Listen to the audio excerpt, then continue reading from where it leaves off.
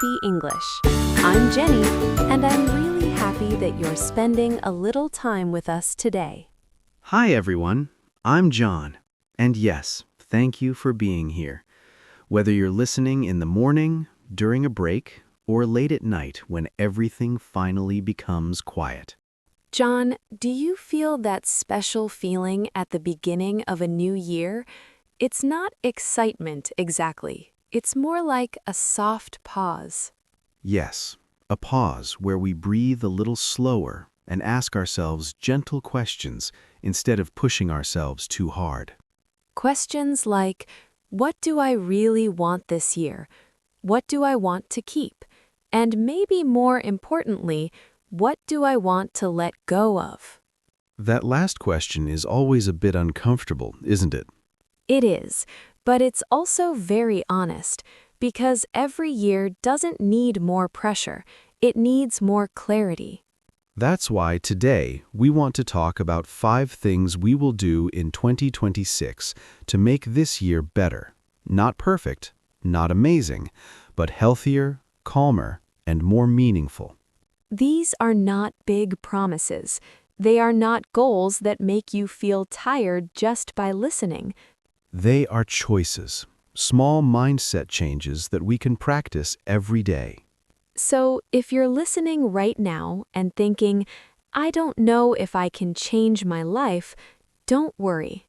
You don't need to change your life. You just need to walk with it, one step at a time. All right, let's start with the first thing. John, when we talk about all the things we want to do in 2026, I feel that this one is the hardest, but also the most important. I feel the same. Not because it is difficult to understand, but because it is about people and about feelings. Yes, we grow up with a very common idea. We are taught that relationships are important and that being a good person means caring, understanding, and keeping peace.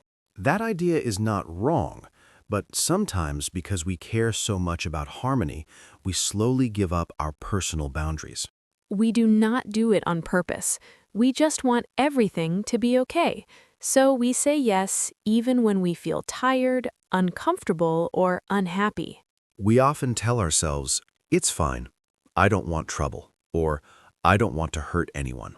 But when there are no clear boundaries, a relationship can slowly become unhealthy. One person keeps giving and the other person keeps taking. And after some time, we feel tired, confused, and even a little angry, but we don't know why. That is usually a sign that the relationship is no longer balanced. John, do you remember the old story you once told me about the first time you really said no? Yes, I remember it very well. It is not a big story, but I never forgot it. Can you share it again? I think many people will see themselves in this story. Okay. A long time ago, there was someone I knew. Not a close friend, but not a stranger either. And this person often asked you for help, right? Yes, small things, big things, many times. And almost every time, I said yes. Even when you were busy or tired? Even then, I thought if I can help, I should help.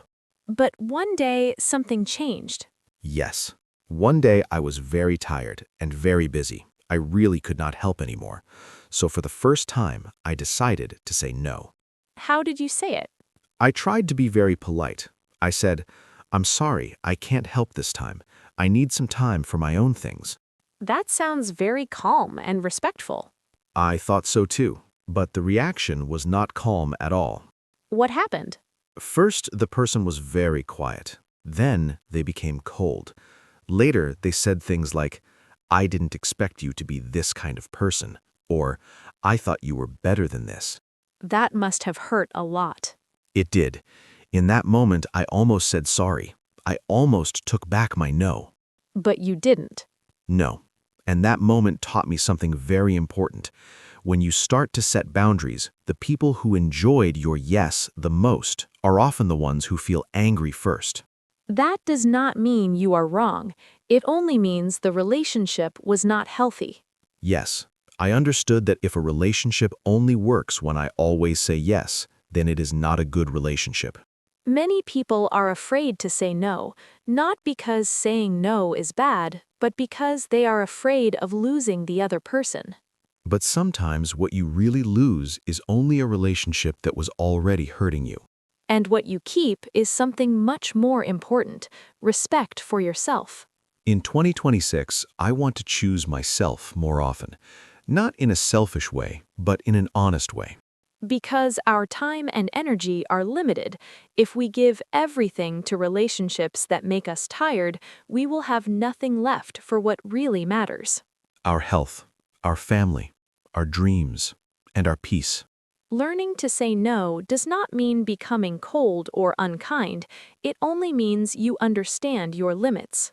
And you accept one difficult truth: you cannot make everyone happy. And actually, you don't need to. When you respect yourself, you slowly attract people who also respect you.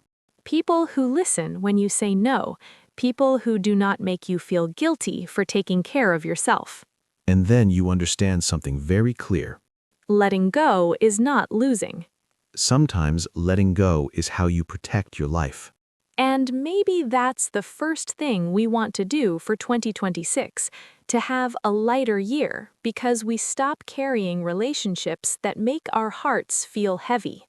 You know, Jenny, after talking about letting go of toxic relationships, I feel there's another fear that keeps many people stuck. Yes, and this fear is very quiet, but very strong. The fear of being laughed at. Exactly. Even when no one is laughing, we imagine it in our heads. We think, what if I say something wrong? What if I make a mistake? What if people think I look silly? So many people stop before they even try.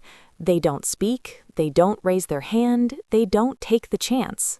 And this fear is very common, especially when we are learning something new. Like speaking English. Yes, especially English. We worry about our accent. We worry about grammar. We worry about saying the wrong word. But here is something important we often forget. Most people are too busy thinking about themselves. That's true. They are worried about their own mistakes, not ours. And even if someone laughs, it usually lasts only a moment. But the fear of trying can last for years. In 2026, I want to do something different. I want to try, even when I feel nervous. I want to speak, even when my sentence is not perfect. Because being brave does not mean having no fear. Being brave means doing something even when fear is there. Every time we try, something small changes inside us. We become a little stronger, a little more confident. And slowly we stop asking, what will they think about me? We start asking, what do I want to learn? What do I want to experience? And that feels very freeing. Also, I think it's important to remember this. The people who laugh the loudest are often the people who are too afraid to try. Yes, and the people who really matter are usually kind and patient. They understand mistakes. They know mistakes are part of learning. So in 2026, let's give ourselves permission to look a little silly sometimes. Because looking silly is often the first step to doing something new. And one day, we may look back and smile. Not because we were perfect, but because we were brave. So if you're listening right now and you feel afraid to try something, Just remember this. being laughed at for a moment is not as painful as never trying at all. Your life is bigger than one small mistake. And 2026 can be the year you choose courage, one small step at a time. You know, John, when we stop being afraid of being laughed at, something interesting starts to happen. Yes, we slowly become more open. We stop hiding our thoughts so quickly. And that is when ideas begin to show up. Ideas that we often push away. Ideas we call unrealistic. We say, that will never work. Or, that's not for people like me. Sometimes we hear these words from others, but very often we say them to ourselves. And we say them very fast, before the idea even has time to grow. But many good things in life started as unrealistic ideas.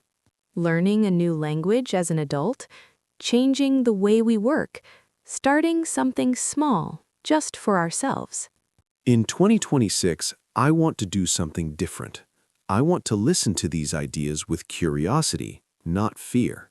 Not every idea needs to become a big plan. Some ideas only need a small step. We don't need to know everything at the beginning. We just need to ask, what if I try? When we say yes to an idea, we are not making a promise to succeed.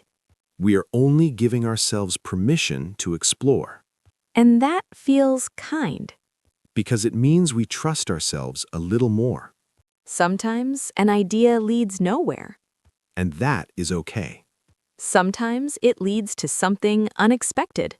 Something better than we imagined.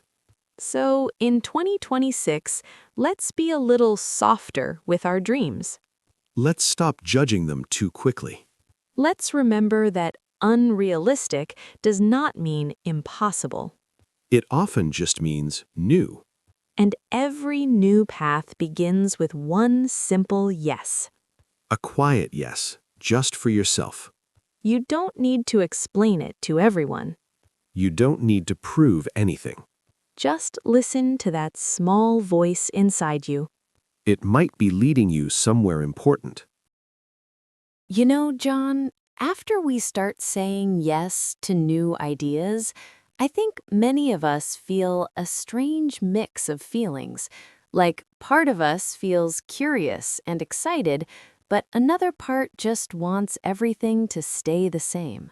Yes, I know that feeling very well. Because even when something sounds good, change still feels uncomfortable. And sometimes we don't fear the change itself, but the feeling of not knowing what will happen next. Exactly. And it's funny because we often say we want a better life, but when life starts to move in a new direction, our first thought is often, wait, can we slow down a bit? Yes, because what we already know feels safe, even if it's not perfect, and what we don't know feels risky, even when it might be good for us. For a long time, I thought change had to be something big and dramatic, like quitting a job or starting a completely new life. But now I feel that most real change comes from very small decisions. Like choosing to try something new for a few minutes, or deciding to stop doing something that makes us tired, even if we can't explain that decision to everyone. In 2026, I don't want to push myself to love change. I just want to stop fighting it so hard when it shows up. Yes, because fighting change takes a lot of energy, and sometimes we are already tired before we even begin. And I've noticed something else too. When we allow change, even in small ways, life doesn't suddenly become amazing, but it feels a little lighter. We feel less stuck, less tense, and maybe a bit more honest with ourselves. I also like the idea that happiness doesn't always come from big moments, but from simple ones that we notice more clearly after things change. Like enjoying a quiet morning, or realizing we are not rushing as much as before. So in 2026, if something feels different, I want to pause instead of panic and ask myself, maybe this is not a problem. Maybe this is just life moving. And if the change feels scary, I want to remember that I don't need to understand everything right away, and I don't need to make perfect choices. Sometimes just staying open is enough. And taking one small step is more than enough. You know, John, I think failure is something we all know very well, even if we don't like to say it out loud, because everyone has moments that don't go the way they hoped. Yes, And most of the time, failure doesn't come with a big lesson or a clear message. It just comes as a bad day, a quiet disappointment, or a feeling that stays with us longer than we want. I used to think failure meant I wasn't good enough, but now I see that it usually just means I tried something that didn't work this time. And that happens more often than people admit, because life is not a straight line. It's more like trying different roads and sometimes turning back. When something fails, I still feel bad, of course, but I try not to beat myself up for it like I did before. Sometimes the kindest thing we can say is simply, "Okay, that didn't work," and then let the day move on. I like thinking about life in the long run, not just one moment, because one bad result doesn't cancel all the effort before it. It's like money or work or health. There are good days and bad days, and both are normal. In 2026, I don't want to hide my failures or feel ashamed of them. Because failure doesn't mean stop. It usually just means pause, adjust, and try again later. And even when we don't try again, at least we know more than we did before. That's still something. So maybe failure is not something to fear, just something to live with. Yes, like many other things in life. You know, John, after talking about everything today, I feel calm. Not excited, not pressured, just calm. And that feels really nice. Yes, because we didn't talk about big changes or perfect plans. We just talked about small choices that feel more honest. Letting go of things that make us tired, trying even when we feel shy, saying yes to ideas that feel a little crazy, and being okay when things don't work. When you think about it that way, 2026 doesn't feel so heavy. If you're listening right now and thinking, I'm still not sure, that's okay. You don't need to be sure. You don't need to be ready. You just need to keep going, one small step at a time. Some days will feel good, some days won't, and both are part of real life. So in 2026, try to be a little kinder to yourself. Rest when you need to. Try again when you can. Thank you for spending this time with us. We really appreciate you being here. Take care of yourself, and we'll see you in the next episode of Miss Happy English. Goodbye.